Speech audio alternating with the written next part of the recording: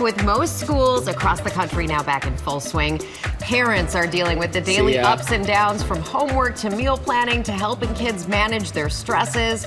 And our parenting playbook has you covered with a powerhouse panel. Joining us now, our parenting expert, Erica Suter, registered dietitian Maya Feller, and clinical psychologist Dave Anderson. It is great to see all of you.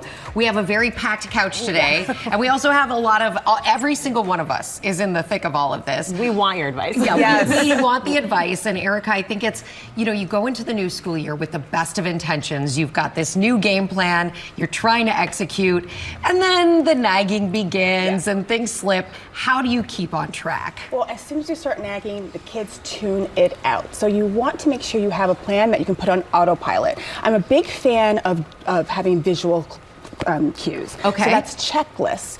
Tape it up in the bathroom, tape it up at the door before they leave out so they know exactly what's expected of them. So the list does the work for you. But if you have little kids, you should also think about adding creativity to the morning. Sing a song, a get ready for school song where you're brushing your teeth and you're putting on your socks. Or, I have a competitive 8-year-old, so we sometimes do who can, get to the breakfast table first, who can get out the door first. All of those things work to kind of take away the struggle and add a little bit of more fun, and it just really helps through the morning. Yeah, good tips. We have one of those charts for fruits and vegetables, but it is a constant struggle. Talk to us, Maya, a little bit about after-school snacks, lunches, how you can come up with ideas that aren't just this constant fight, too, with your kids. I am all about not being in that constant fight.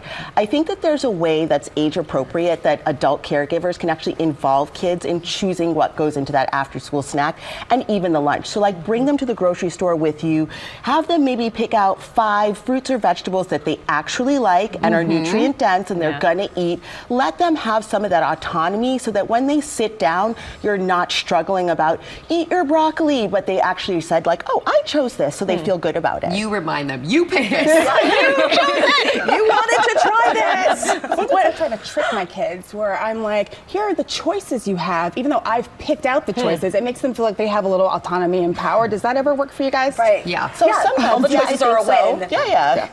I'm just feeling really good because my 6-year-old daughter really loves cucumbers and then picks a song that I sing her while we're working. So Erica, I'm singing Colors of the Wind yesterday morning. And this is and I do not have that range. Let me just throw that out there. But, it helps, at least with making it a little bit more fun. Yeah, it definitely works. And Dave, now that school's back in the swing of things, it's so hard managing the social life, their extracurricular activities, homework. How can you pinpoint when your child is overwhelmed, and what do you do? How do you manage that? I think the cross theme for all of us is keeping it simple for parents with way stations they can remember even when stressed and overwhelmed. So we're always thinking about how can we give parents a very simple checklist of the factors that are most important for their kids' development in order to find balance, and then you push everything else out. So are you focusing on sleep and making sure your child has time to move their body each day and eating regular meals, making time for homework? Are you focusing on scheduling some face-to-face time with family or friends so they can build those relationships? And then lastly, are you making sure they're involved in at least one extracurricular activity that kind of expands their horizons or, develops a passion, things like that?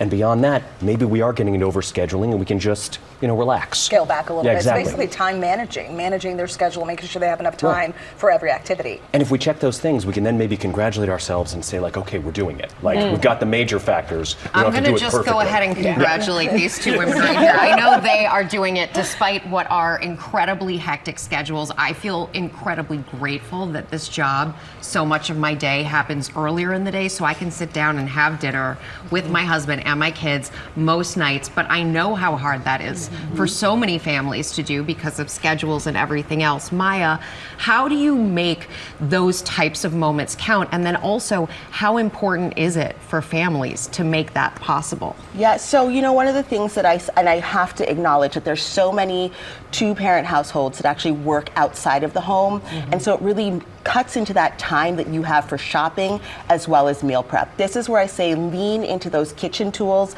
instant pots, air fryers, things that actually cut the cooking time down, and also what I refer to as chef's helpers. There is no shame in leaning into a chopped up veggie or a mirepoix that's already done that makes that cooking so much easier so that you can take the stress off of preparing that meal that they're like, oh, I didn't like it, and then you can sit down, and then of course I'm going to go back and I'm going to say it again. make a dish that everybody loves so that when you come to the table, there's some joy around the act of eating. Nothing worse than spending the time making the dinner and then Girl, no one I've eats been it, there. and you're like, Same. put the time in. Come on, kids, give me something. Yeah. Talk to us a little bit, Erica and Dave, about friendships. You know, back to school, bullying. How do you talk to your kids about this? What advice do you have about having those open conversations, making sure they're making good friends and keeping those friendships? This is such a big topic, especially if you have a kid who's going into junior high and high school, and they'll come home and they'll be stressing about some relationship that they've had or some problem that they had at school. Now, our instinct is to jump in and try to fix it. I've been guilty of that. But the best thing we can do is listen to them. And then I ask my kid, I have an 8-year-old and a 17-year-old. I do it for them both. Would you like me to help? Would you like me to fix it? Or do you just want me to listen? If they just want me to listen and they do want my advice, we work through the problem together. We think about everything that's going on and how can we make the next interaction better or improve what's going on. How often do they tell you they want your help? Well, the 8-year-old, more often, because it's like someone took my soccer ball, how do I get it back? The 17-year-old, it's once in a while, but he definitely doesn't want me to intervene in any way. But the point is that they know that I'm not going to jump in and try to solve it or embarrass them in front of their friends, and that allows them to open up more and tell me more.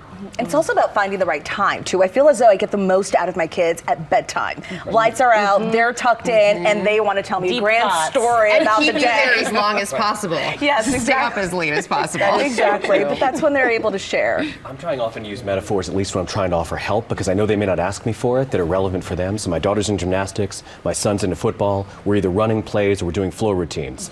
And the plays we're running are trying to use the structured situations we have to meet new kids. So trying to get into school clubs or any school activity, introduce ourselves and practice what that looks like, as much as they'll let me be awkward dad. And then even beyond that, talking to them about what the basic principles are they're looking for in friendship. So what makes a good friend? How do you set boundaries? How do you speak to people about your common interests? Those kinds of things. Nothing wrong with being awkward dad. This is such great advice. Thank So you all good. so much for Thank this. you. Thanks for having us.